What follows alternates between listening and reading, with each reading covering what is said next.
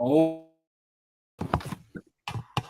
okay. You're listening to Hall Monitor on WPPM 106.5 in Philadelphia, on Comcast Channel 66, and streaming live at phillycam.org. You can find us on Twitter at Hall Monitor WPPM, on our website www.hallmonitor.org, or on Facebook at PHMWPPM.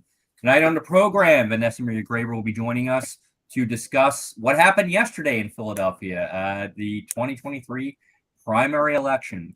And Lance Haver is also here. Lance, how are you tonight? I'm all right. I spent the afternoon looking through all of the returns. Very interesting. Yeah, I think that's probably what we were all doing to a certain extent. Denise, how are you tonight? I'm good. How are you? Good. And Vanessa, how are you doing? I'm doing good, thank you. Glad to be here. All right. So why don't we just get right into it, and why don't we start with the mayor's race? That's the big one. Sherelle Parker won the race last night. We knew about it. We weren't expecting that necessarily. So we have Sherelle Parker, 32.7%. Rebecca Reinhart in second place with 22.84%. Helen Gim in third place with 21.85%. And Alan Dom in fourth place with 11.36%. Those are the only four candidates that broke 10%. So what do we attribute this to?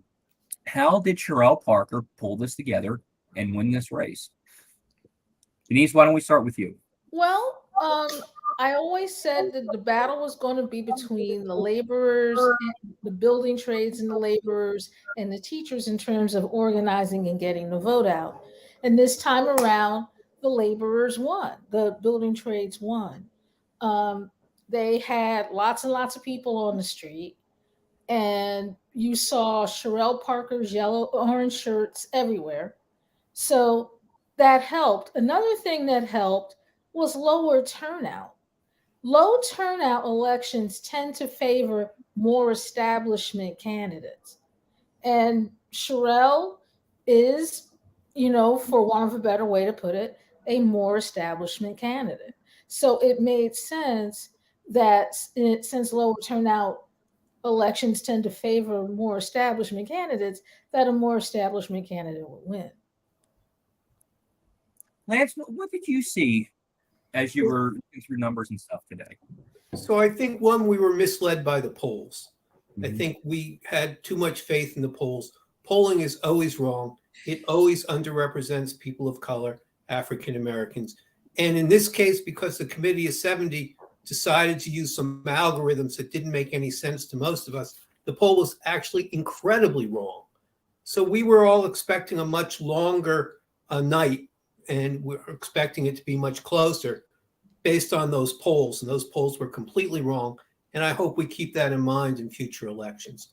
The second thing was the Inquirer and other medias, not Hall Monitor, but other medias, continuing to talk about the nominee, Sherelle Parker, as the establishment candidate, as opposed to what she really was the candidate of the Black empowerment movement.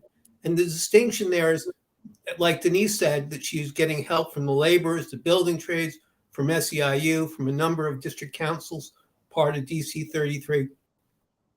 But she had a long-standing progressive Black empowerment movement that was raising her up.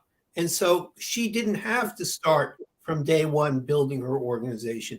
She has had 30 years from those wards, from that Black empowerment movement, of building that organization. So people were well trained, they knew what to do, they knew what had to be done. And she started with this incredible advantage in getting her vote out, identifying her voters, having people on the block. And as a result of that, the people who were door knocking for her, who were getting people out to vote, were neighbors. They weren't people who were well-intentioned, showing up in somebody else's neighborhood saying, I've got the savior candidate. It was my neighbor knocking on my door saying, hey, Lance, you know me for a long time. Want to make sure you vote for our good friend, Sherelle Parker. So I think that was another thing. And the third part of that is, I think that her campaign manager ran a great race. And I begin to wonder, I think Helen Gim is a wonderful candidate. I believe in a lot of what she says. But I begin to wonder about that strategy of, we don't have to expand our base. We have enough people already align with us, that all we have to do is mobilize them and get them out to the polls. It seems like that was an incorrect assumption, and that probably was based on a lot of what I would call stovepiping, meaning that progressives tend to talk to themselves, and because everyone they know in their social circle is similar to they are, so everyone they know is voting for their candidate, and the assumption is there's all this just this incredible support out there, and it turns out that that wasn't the case. And as we talk a little bit more about where the votes came from, we'll talk a little bit more about the racial divide. I need to push back on something, Lance. Any resemblance between Sherelle Parker and the Black empowerment in its truest sense, in terms of a movement, is purely coincidental, because there is no Black empowerment movement that you are going to start that includes the words stop and frisk. It's just not going to happen. And there's also not a Black empowerment movement that you're going to have that includes such things as, more policing and different stuff that Sherelle talked about, that particularly when you talk to younger Black people, they're not trying to hear. So there might have been a bit of the old school Black empowerment apparatus, but I'm not going to call it a Black empowerment movement because it's not. I agree with you about the younger people. I will say that the grouping I'm talking about are the older people, the people who were in the Northwest part, who supported the original wave of candidates running against the establishment. And my point is that they're already there. They know how to do this. They don't have to relearn it. They don't have to learn it for the first time. They're already in place. And I think as we look at the voter turnout, what we see is that the African-American vote lifted Sherelle into office, and that in the wards where you saw a tremendous amount of change, of gentrification, of newer voters moving in, you see those wards going to Helen Gim, and you see the wealthier areas of the city going to Rebecca Reinhardt. So I think if we were to do an analysis of where did the major candidates' vote come from, I think we would see that Sherelle Parker's vote really did come significantly from the African-American community. And that is, I believe, a function of the desire after 199 mayors to have an African-American woman elected. And I whether you want to call it a Black empowerment movement, you want to call it an aspirational movement, I'm not sure the language I'm using is correct, but I think that the facts remain. If she had not been lifted on the shoulders of the African-American voters, she never would have come close to winning. And those voters came out of the same areas that supported Lou Blackwell, supported the Anthony Williams, and did all of the original breakthroughs in challenging the first African-American to be elected mayor. Vanessa, what did you see? Well, if you look at the maps of the voter results by precinct and by wards, and if you go to the Inquirer, they have some good maps up there where they've plotted all of the city commissioners' data. So shout out to Asim Shukla, who put these maps together and did this data analysis. You can clearly see that Sherelle Parker solidified her support in Southwest Philadelphia, Northwest Philadelphia, which of course is her base, and North Philadelphia. And those are the areas that are most affected by the gun violence crisis. Certainly North Philadelphia and Southwest have the highest rate of gun violence and homicides in the city. And so her tough on crime approach, her interest in putting more police on the streets, her community policing plan, that must have resonated with voters who are impacted by that. Voters that I had talked to last night had said she is the only one that has a plan to deal with the gun violence crisis. And they felt as though more police were necessary. Again, we had this talk last week when people need to really clarify what they mean by more police, whether that's filling the 1,300 vacancies or adding 300 more vacancies to that list, because Sherelle Parker promised to add 300 more police. Again, on top of the 1,300 vacancies. So regardless of that campaign promise, I think that message resonated with people. That shows those neighborhoods are majority people of color. There are a lot of people experiencing poverty, with the exception of Northwest, right? But that's her base. Of course, was a state representative for many years. Prior to joining city council, she had the support of people in her district. So we know that was going to go for her. And we saw the Latinos, gathered together and solidified their support under Sherelle Parker's banner. That happened in the last month of the campaign. And I think that, coupled with the building trades investment and the volunteers that were hitting the streets from all the other organizations that backed her, allowed her to get out the vote. When we talked about this the last couple of weeks, despite what the polls said, we all agreed that it was going to be the candidate who could get people to the polls that would win this race. And I agree with Denise, when you have low voter turnout and people are still undecided when they go to the polls, they tend to go with more established candidates and names that are familiar. So I think for all of those reasons, Sherelle Parker pulled it out in the end. She also had a lot of campaign commercials. They even tweaked some of their messages towards the end to talk more specifically about homicides and solving crimes. And again, I think that is ultimately why people voted for her in the end. We'll have to see what the exit polls say. And, just another note on that, we can't discount the fact that Sherelle Parker was the most engaging candidate, the best speaker, and just so good at communicating her message and being on the stump. And I don't want to overlook that. So I have a question for all of you, and you just tell me what you think about this. My belief since last night, and really before that, was if Helen Gim's not in this race, there's a chance we're talking about Rebecca Reinhart being the nominee, and vice versa. If Rebecca Reinhart weren't in this race, perhaps it's Helen Gim. Did Helen Gim and Rebecca Reinhart damage each other in this race by going after this, or having the same universe of voters and kind of splitting that vote? And if so, did it make enough of a difference that now that cleared the path for Sherelle? Or am I overreading that too much? It absolutely split the vote. So if you look at those maps that the Inquirer provided, you can't tell much of a difference.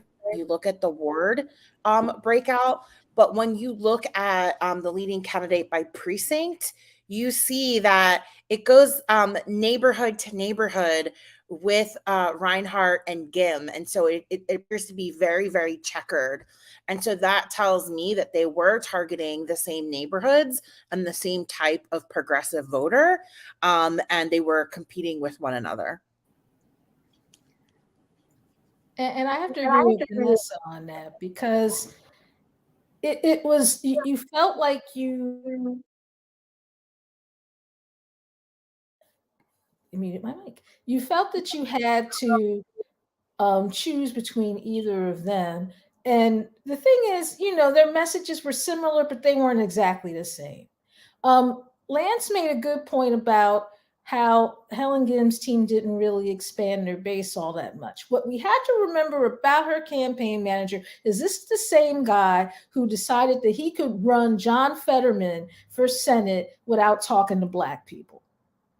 And I think what folks found out in this race, if nothing else, is that whole Fetterman thing is not going to work. It's not going to work for everybody.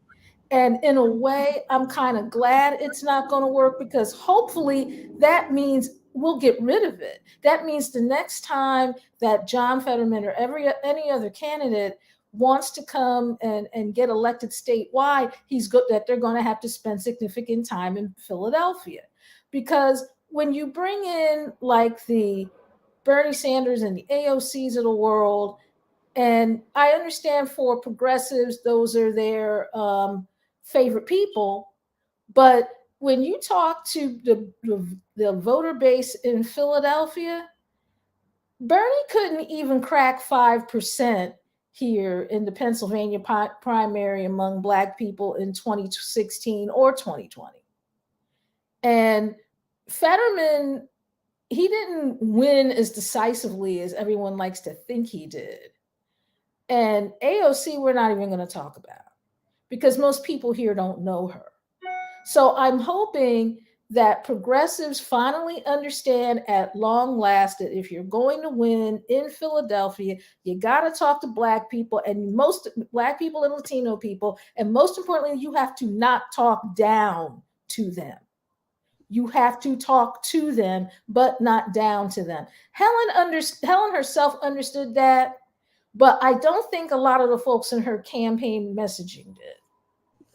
Yeah, I would agree that that's been a really pervasive critique of the progressive movement. I mean, I heard those conversations last night where they said exactly what Denise said.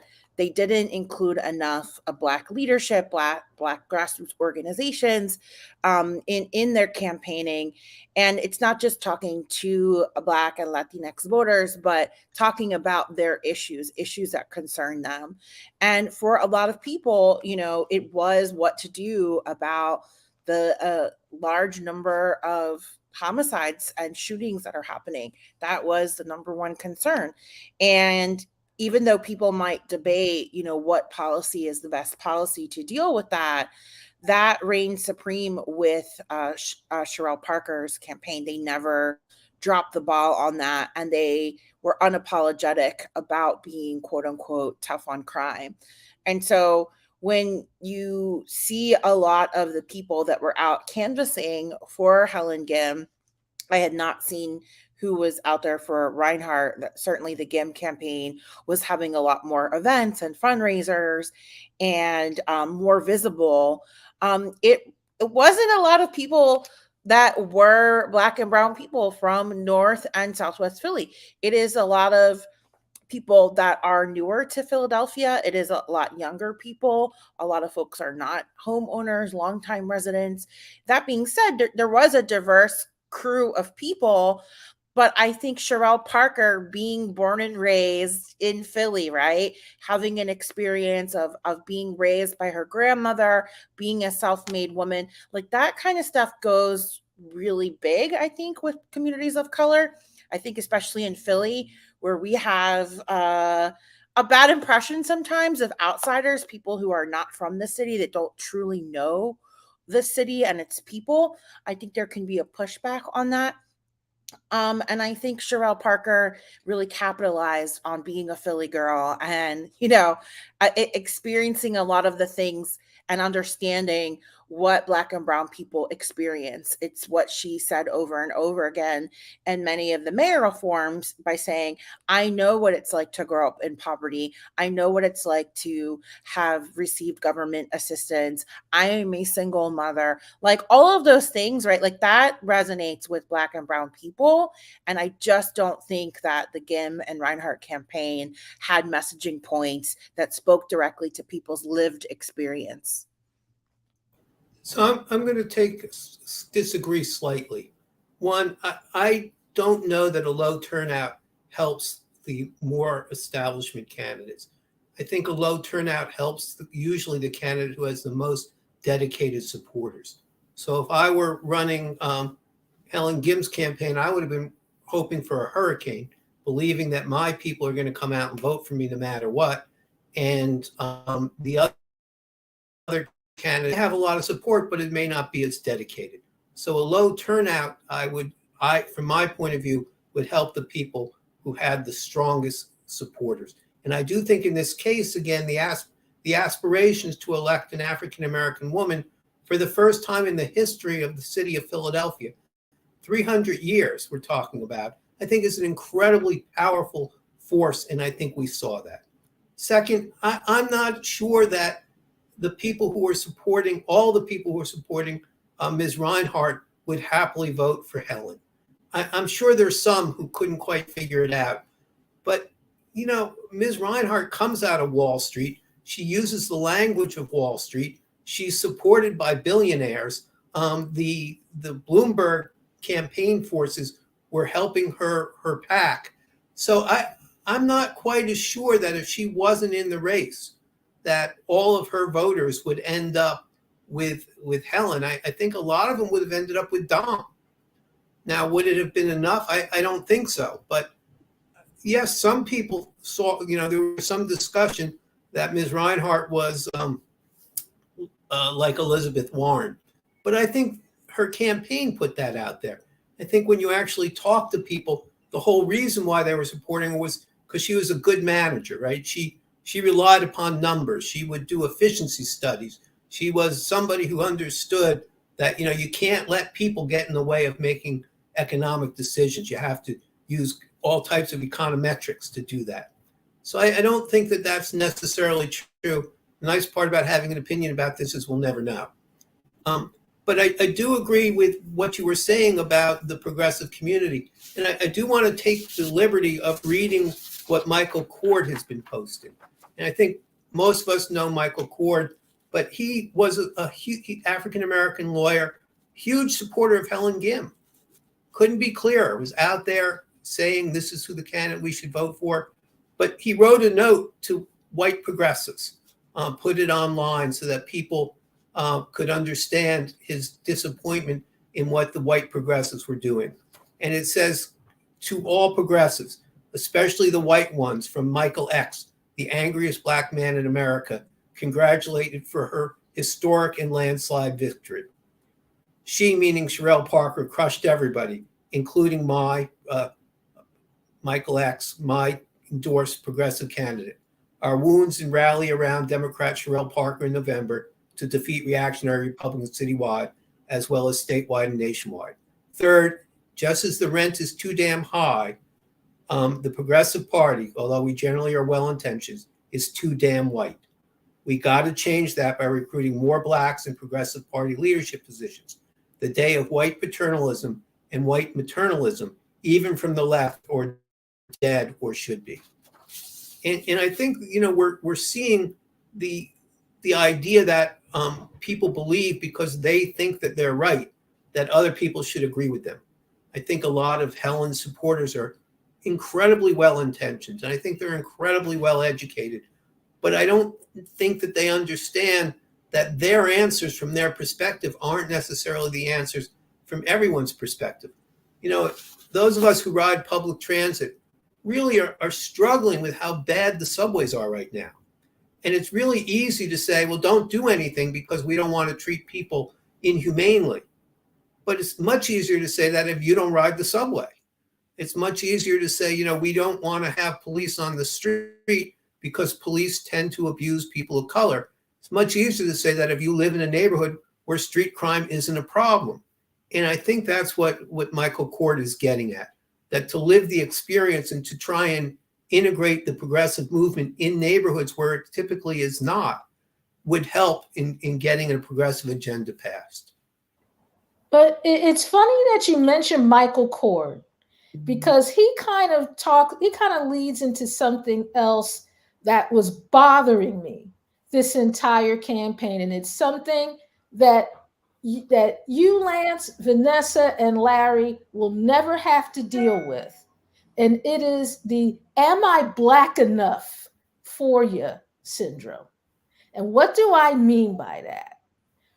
Michael Cord, the angriest black man in America, a man that if you look in the dictionary under black man and you don't see a picture of Michael Cord, you need to take that sucker back because it's broken. He was accused of not being black enough by Sherelle Parker supporters because he supported Helen Gim. And I'm like, are we serious now? Is this what we're doing? Because if I have to be, because I'm always going to be a black woman. That's not going to change. I've been black for 58 years, going on 59. I don't see myself being anything else. But I do have the right, when I live in a city where where the first black mayor dropped a bomb on a city block and killed a whole bunch of black people and left a bunch of black people homeless as a result, a mess that they are still trying to clean up. If we're honest with ourselves, I have the right to question whether or not I think you'd be the best for my community. And the fact that folks in the Black community and in general, and in Sherelle Parker's camp in particular, were making that a litmus test for whether or not you could see yourself as Black, was driving me nuts for the entire last half of the campaign. And I still haven't decided whether I'm going to write about it or not. But I'm hoping that as more Black people take a look at the Black establishment and decide that I don't think what they're doing is right, I want to go in another direction. I'm hoping that at some point, Philadelphia's Black community will be allowed to vote and support who it wants without having its very identity challenged. Because that drove me nuts. Yeah, it happens in the Latino community too, right? When you don't want to support the Latino candidate. And certainly there were a lot of Latinos who didn't want to support Maria Quinones Sanchez and when she was in the race. And especially if you were Puerto Rican like I am, right? It's like, what do you mean you're not supporting the Puerto Rican who's a progressive? And I think for many of us that was debatable. We're like, oh, we don't actually think she's that progressive, and ultimately doesn't represent, some of the policies that we want promoted. And so does that mean we're not allowed to deviate, right? And it's especially more important when there's no representation, right? Like you have, that's your only horse in the race. And so by default, you're supposed to support them because you want a seat at the table. However, it's sometimes the people who share your cultural or racial background aren't always representing your community's best interests. And there's frankly not enough debates about their actual policies, right? And how they would impact the community instead of the identity politics that tends to permeate the discussions. And so even if you look in District 7, where I was last night, and it was Ketsi Lozada, an incumbent establishment candidate, going against Andres Saline, a lot of voters were saying that they supported the Puerto Rican candidate. They didn't even know her name, but they knew that she was Puerto Rican, and that's why they supported her. Instead of saying we support this candidate because we believe in their leadership or their policies, but they felt like they couldn't support another Latino who was Colombian because they felt like they were betraying their own kind. And so that's really problematic, and it's really hard. And then, we have Erika Almiron, who was another Latina candidate who was backed by the PAC, Mi Gente. They came in, did a lot of organizing, spent a lot of money trying to get Latinos under her banner. And a lot of people couldn't relate to her because she's not from North Philly, because she's not from the Caribbean. I believe she's, either her family's from Central or South America. And Mi Gente was like really pushing this narrative around supporting the Latina candidate. But again, forgetting that Latinos are extremely diverse, just like Black people, right? We're not monolithic. And that you have to speak to the specific issues that are affecting people. Erika Almiron did not win her city council at large seat. And I think that's why, right? They're counting on identity politics at times to win the race. And in some cases, like District 7, that might have worked. But in other cases, the message doesn't resonate because people aren't buying it. Either way, you are not a traitor if you vote for the candidate that you feel best represents your interests, and you do that in an informed way. Denise, I would encourage you to write about it. I would find it interesting and helpful. I would point out that it's really unique because 8 years ago, that argument from the same Northwest Coalition about who you have to vote for had a different answer, right? We had Senator Williams, an African-American, running against Jim Kenney, a white councilman, and that the Northwest Coalition not only endorsed Kenney, but gave him a huge voter turnout. Now, I know there are other circumstances, and I know Denise has said over the years that the labor leader, Henry Nicholas, played a role in that. But I'm just saying, sometimes it's just convenient. Sometimes it's just what people say to try and get something done. But I do think it's a good time after Larry speaks to switch to the council candidates and to look at the slates and to really see whether the progressive slate was something that was adopted across the city, or whether the progressives continue, as Michael Cord says, to have problems getting out of their own base. Well, the progressives didn't pick up any district council seats, and they didn't pick up any at-large seats either. I think the most progressive you'll get is a Rue Landau, but she's not really affiliated with a lot of the quote unquote grassroots progressive groups of Philadelphia. So taking that together with the mayor's race, I would say it was a bad night for progressives in Philadelphia. And having talked to people last night and today, people are reflecting, right? They're wondering what they did wrong, and there is a sense of sadness that none of their candidates were able to grab any of these seats in the Democratic primary. Well, let's start with council at large. The top 5 vote getters, and for people who aren't maybe aware of how this works, there are 17 council members in Philadelphia City Council. 10 are elected by district, and 7 are elected at large, meaning everybody in the city gets to vote for them. 5 are typically majority candidates, in this case, usually Democrats, and 2 are minority candidates, which in the past had meant Republicans. In the last election, it meant 1 Working Families Party member and 1 Republican Party member. And, for this election, it's to be determined. So the top 5 Democrats will focus on that. Isaiah Thomas came in currently as 102,000 votes with 12.85% of the electorate. Incidentally, he was also last on the ballot, which usually isn't a good sign, but he was able to turn that around. Second is Catherine Gilmore Richardson, incumbent, 88,000 and a half votes. Third was Rue Landau, almost 9% with 71,000, almost 72,000. Third place, Nina Ahmad with almost 8%. About 63,000 and a half votes there. And in 5th place, incumbent council member Jim Harity with almost 50,000 votes.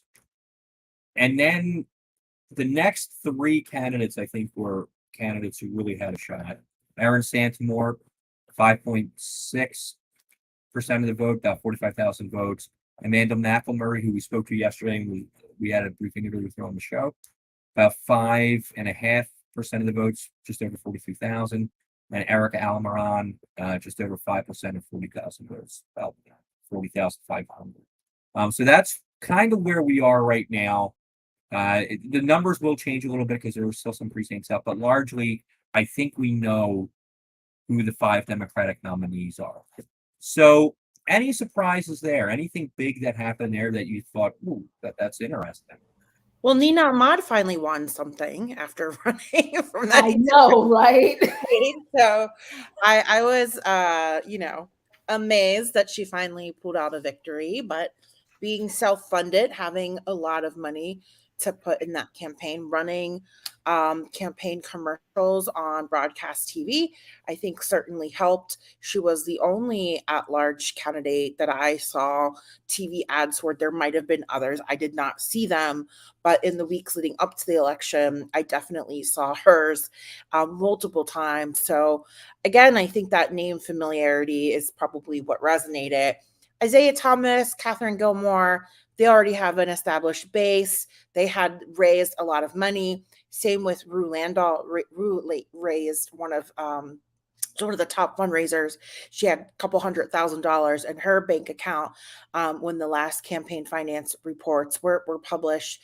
And so I'm not surprised. Jim Harity was more of a question mark, being that he won in a special election, and not as many people familiar with him.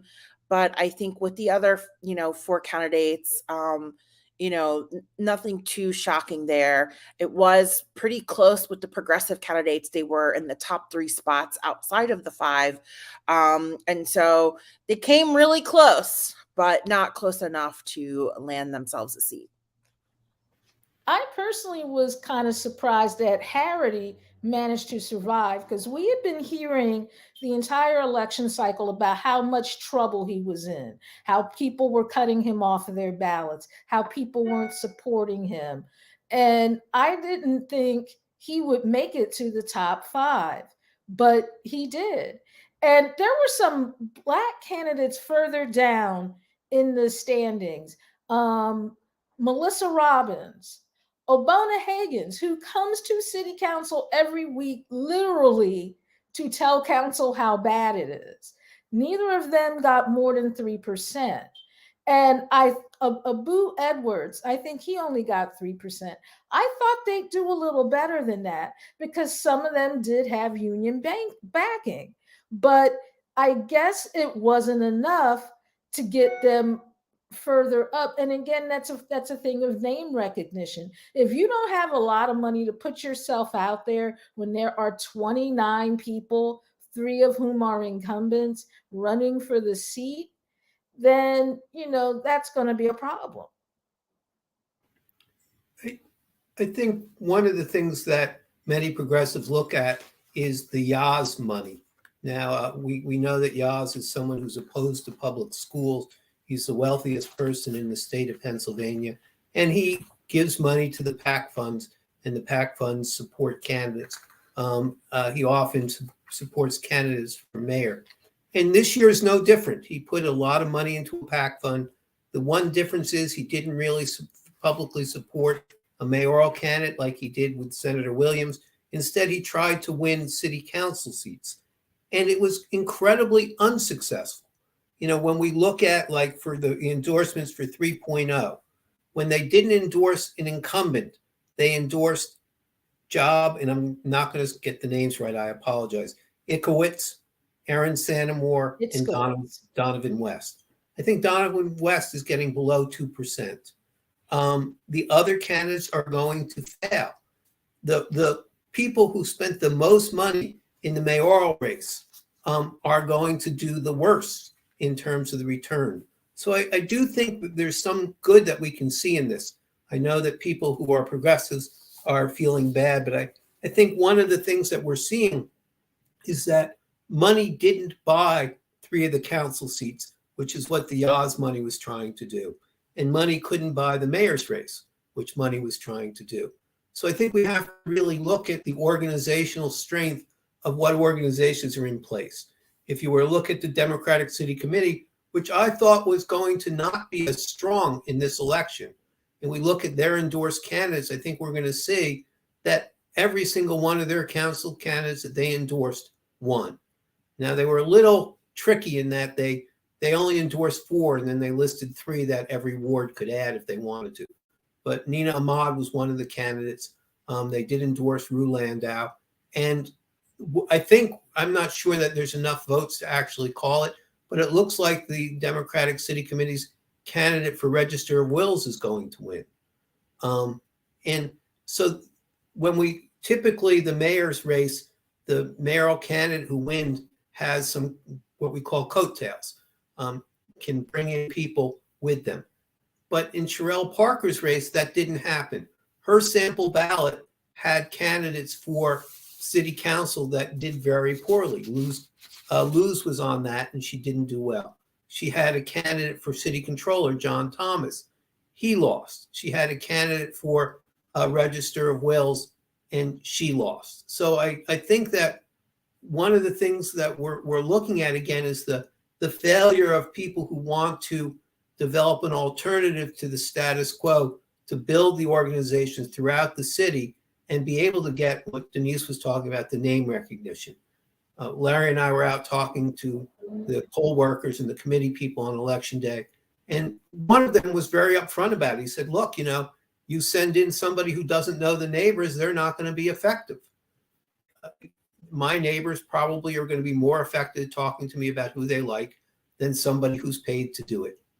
And we did bump into a number of people who were out in front of the polls who clearly were just there because it was a good job for them. They didn't know who the candidates were. They weren't even clear whether their candidate was a council candidate or a mayoral candidate. But the strength of the Democratic City Committee, the divisions, was really shown in this election. And that's without looking at the judges.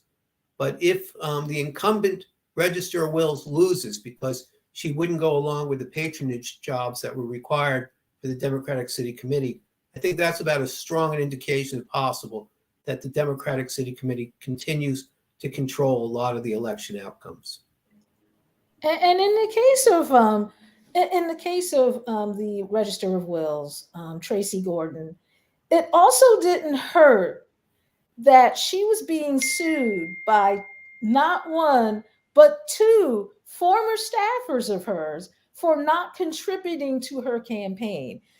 Tracy Gordon, if she loses this race, will be known as someone who did a lot of good in the 4 years that she was Register of Wills. She got us talking about tangled titles and how they impacted people when they were trying to keep the homes of keep homes in the family. They talked a lot about that, how to fix it, what to do about it. She ran on it, and that was a promise she was able to keep. Unfortunately, sometimes when you don't know how to negotiate power corrupts you. And there were things that were going on in that office, like firing people who didn't donate to your political campaign, like setting up a room in your office for your daughter to sell merchandise, like various things like that ended up getting into the paper because, one, folks didn't see you as very likable. Two, you still have folks in the office that were there under the old regime, which meant they were part of the patronage that the Democratic City Committee had installed in the Register of Wills, and they were just waiting for you to do something stupid anyway. And three, the fact that if you would have just thought for 5 minutes before you decided, oh, I'm going to open a store for my daughter in my office at the Register of Wills and make people buy stuff from it, that maybe you wouldn't have done it. And then when you add to the fact that she lives in the 2nd district and she's not very likable there for a few reasons, mostly the biggest one being she was hoping that Kenyatta Johnson would get convicted so she could try to win his seat in a special election, and everybody knew it. Then you get a recipe for someone basically putting themselves in a position where they can make, their own kind of history by being an incumbent that loses a municipal election to an office that, if we're honest with ourselves, very few people have actually paid attention to before 4 years ago. I'm glad you mentioned some of the newspaper, because I think that there's a couple other things that we can draw from conclusions from this election. We spoke, I think, last night about Ryan Boyer, that this was a make it or break it election for him. Definitely made it, right? I think that he coalesced the trade unions, the building trade unions, and also brought in SEIU. We talk about Sherelle Parker's support being with the building trades, but one of the most progressive unions in the city is SEIU, and they decided not to support Helen, but to support Sherelle Parker. So I think Ryan Boyer clearly has stepped up, and he will have a lot of influence over what happens. The progressive groups, and from my point of view personally, unfortunately weren't able to break through and get into other wards where they were not successful. Where they have people, they continue to be successful, but that's really a relative minority of the state rep seats and the state Senate seats and even the council seats. But one of the big surprises, I think, was how interested the Inquirer was in supporting Rebecca Reinhardt by endorsing her so early and helping her raise money, and then by supporting candidates who were basically supported by the Yaz PAC and by the PAC called 3.0. And every single one, with the exception of Nina Ahmad, every single one of the candidates that the Inquirer editorial board endorsed, who was not an incumbent, lost. And so, we tend to think that the Inquirer editorial board is really speaking somehow and influencing people somehow. But when you look at what they say and then you look at the results, I think we have to come to the conclusion, unfortunately, that the legacy media is really struggling. And I think that creates a real problem for us as a people, because if we don't have a watchdog, if we don't have someone who's writing stories about corruption and abuse and misuse of city money or corporate money, we're really going to be struggling to try and make the changes that we need. So I do think that it's worth noting, though, that the Inquirer editorial board, since it has changed and since it has given 2 articles a week to the Commonwealth Foundation, has endorsed candidates, and those candidates have lost and lost badly and are aligned specifically with the Yaz money, and that's unfortunate. Yeah, I would add that it doesn't have an impact because Black and Latinx and Asian AAPI people aren't reading the Inquirer. I mean, if you look at their subscriber numbers, the majority are more affluent white people who live in the suburbs. And the Inquirer makes no secrets about who they're targeting. And same thing with WHYY. I mean, they are also, people listening to NPR are that same group of people. And even though it's been proven time and time again that Black, Latinx, and other communities of color have income that's disposable to spend, that they can subscribe, that they are interested in media, that when you don't have journalists from those communities writing about those communities, there's not an interest in that content. And I think the Temple University audit about the Inquirer showing that more than 70% of the stories focused in on white men, it shows why the editorial board endorsement, why their election coverage didn't resonate with Black and Latinx voters who went for Sherelle Parker. And so even if you look at the staff who was covering most of the elections on the Inquirer, they were not Black people. This has been the position of groups like the Philly Association of Black Journalists, NAHJ, and AAJA, which Denise and I are a part of. These groups, we've been advocating for that very thing. And so again, when the legacy media is not inclusive of the people from the community that they're writing about, their coverage, their word, their subscribership means a whole lot less. And so I think people were looking to other publications. The Tribune endorsed Sherelle Parker, right? That is a publication that Black people read. And so again, we have to look at some of the media coverage of these candidates from ethnic media and see how that played out. And I think that you'll find that a lot of the candidates that were covered more favorably in ethnic media did go and get support from those voter bases. I know I was busy the entire campaign season. And that's because, a lot of these smaller ethnic papers, particularly in the Black community, and these smaller ethnic radio stations and stuff, they got money. I mean, heck, we got money from the Lenfest Foundation, as part of Every Voice, Every Vote. Now, to be honest, I'm not so sure how much of an impact Every Voice, Every Vote made in this election. And I say that because you cannot have over 80 something forums, and still have people saying, what are these candidates talking about? On occasion, the folks at WURD let me fill in as a radio host. In fact, Larry and I were on today when I was filling in. And I have people, now these are people who are not uninvolved. These are people who are very well informed and who pay attention to the news a lot.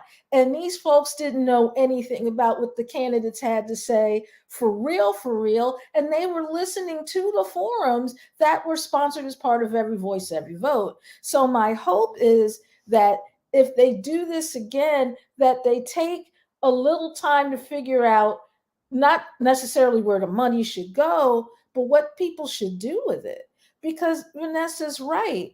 If, first of all, the Inquirer, for reasons I will never understand, has decided that if they are going to hire people of color, they're not going to hire people of color from the Delaware Valley, and they're especially not going to hire people of color from Philadelphia or anyone that has been affiliated with Philadelphia for a long time. And I know this because I applied for a gig on the editorial board. And didn't even get an interview from anyone other than HR. The people who run the editorial board didn't even talk to me. And I had written for them a couple of times. So they try not to hire people from this area. And I don't know what that's about unless you're hoping you're bringing in newcomers that don't know the lay of the land so they can cover it the way you want it covered, because they're running around like chickens with their heads cut off too. But in the end, that doesn't benefit the people in the city that is still on the name of your banner, which is Philadelphia. If you are going to be a Philadelphia news organization, and I don't only say that about the Inquirer, I say that about 3, 6, 10, 29, 17, KYW, and everybody else who calls themselves a Philadelphia media outlet. Stop trying to cover this city with an eye toward the white suburban women you're trying to get money from in the suburbs. Actually talk about what this city needs so that maybe city people will watch you or they'll read your paper. It's a radical concept, but I'm sure if you tried it, it would work. I still think the problem is voter turnout. 74% of eligible voters did not vote for anybody, right? And so we can point the finger at what people of color were wanting to vote for, right? Like in terms of like, you should have voted for that candidate. And certainly there was a lot of that in the primaries leading up to the 2020 election, between Bernie Sanders and Joe Biden. And previously, people are having these debates on who you should have voted for and this and that, but not looking towards the immense number of people that didn't vote for anybody, right? And so, and when Trump won in 2016, there was a lot of scapegoating of people that voted for third parties or, just wrote people in or whatever it is that they did.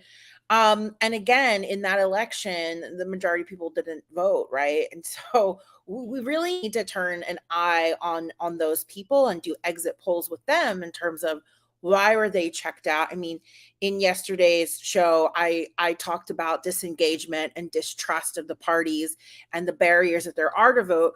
But I do think we need some more data on that. And perhaps some of that every voice money should go towards research to understand why the majority of Philadelphians who are eligible to vote don't vote in any elections, right? It's not just this primary election, but even in the general elections, there's poor voter turnout.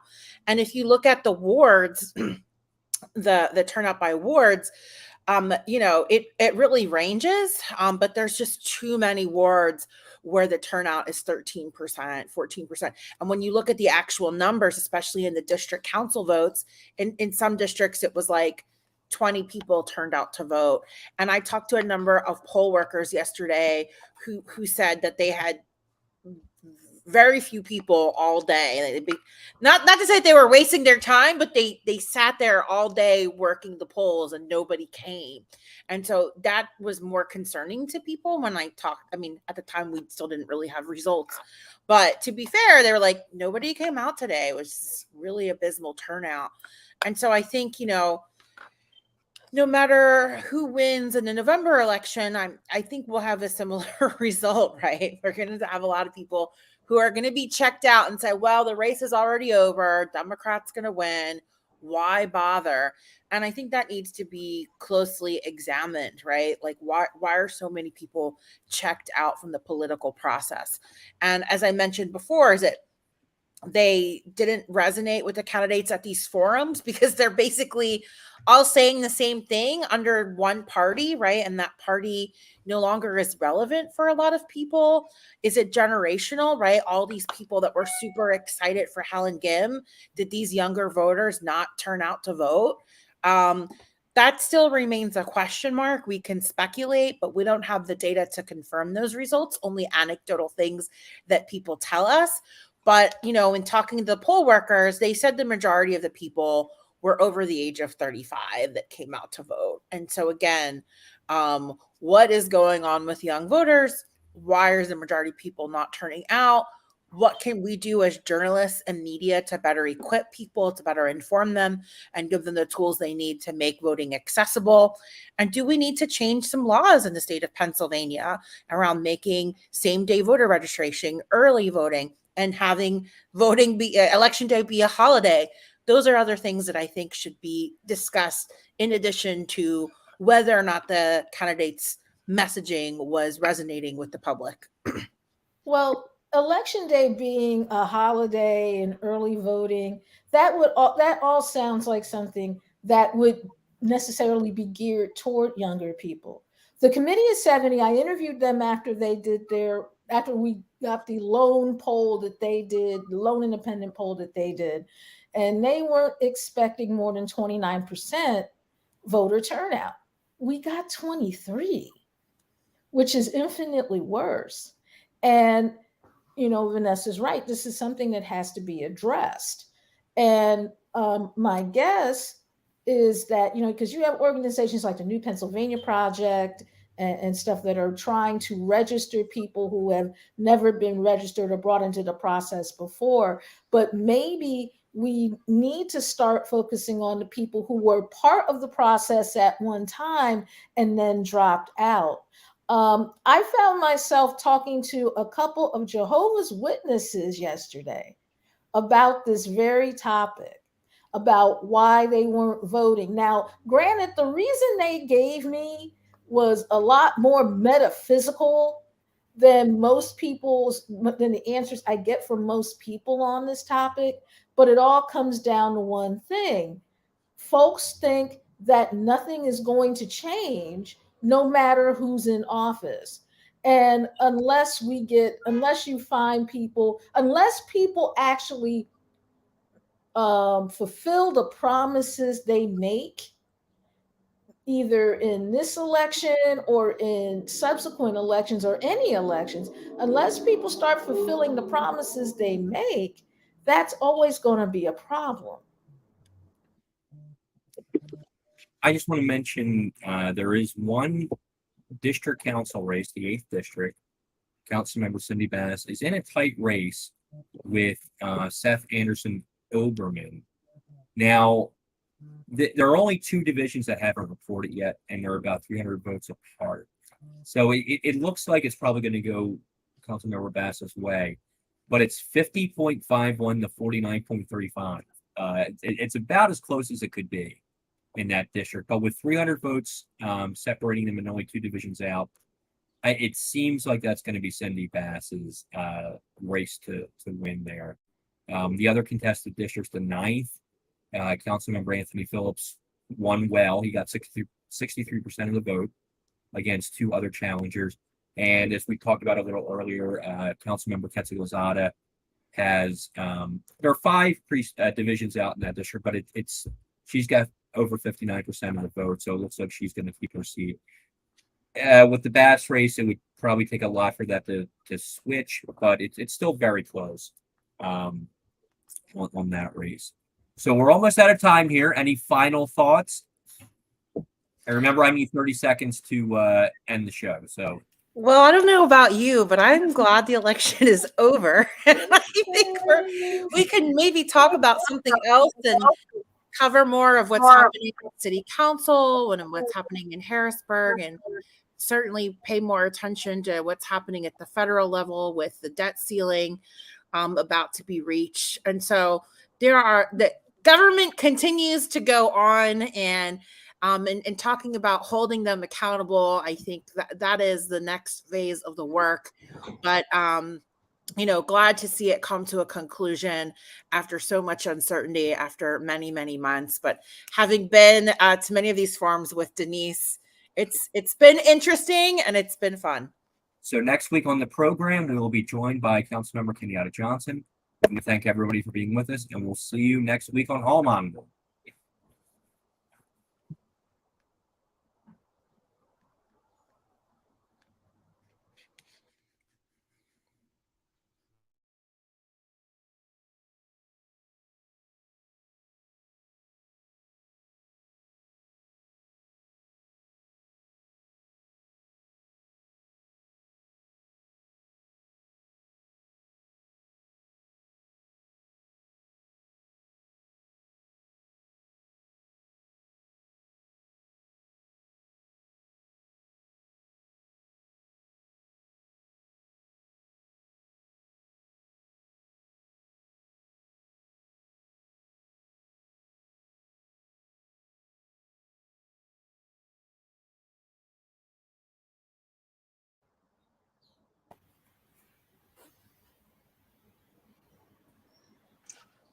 I think we solved all the problems.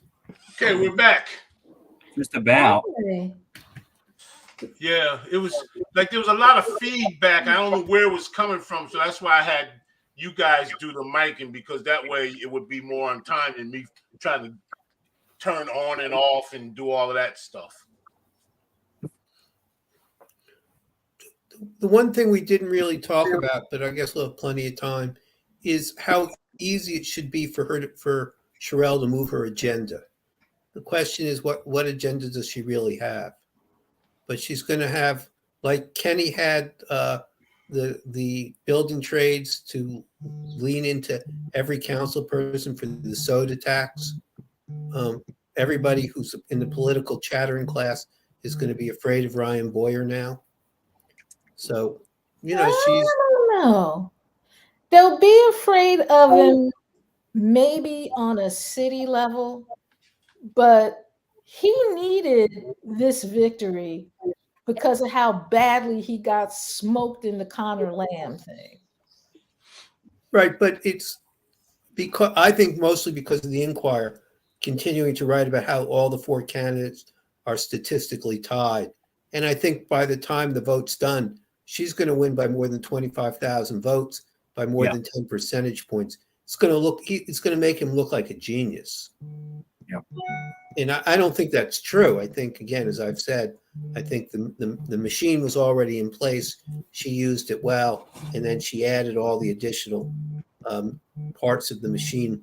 In Chicago, the progressive candidate both was an aspirational candidate for an African American and a progressive candidate. And here we didn't have the progressive forces. They weren't needed. I'll also be interested to see what the progressives try and do next. If they're going to understand what Michael Cord is saying to them, and they're going to start working issues in different neighborhoods where they can connect to people, or they're going to continue to chant and sloganeer. And apparently, we are still on the air. We shouldn't be. I turned it off. According to my friend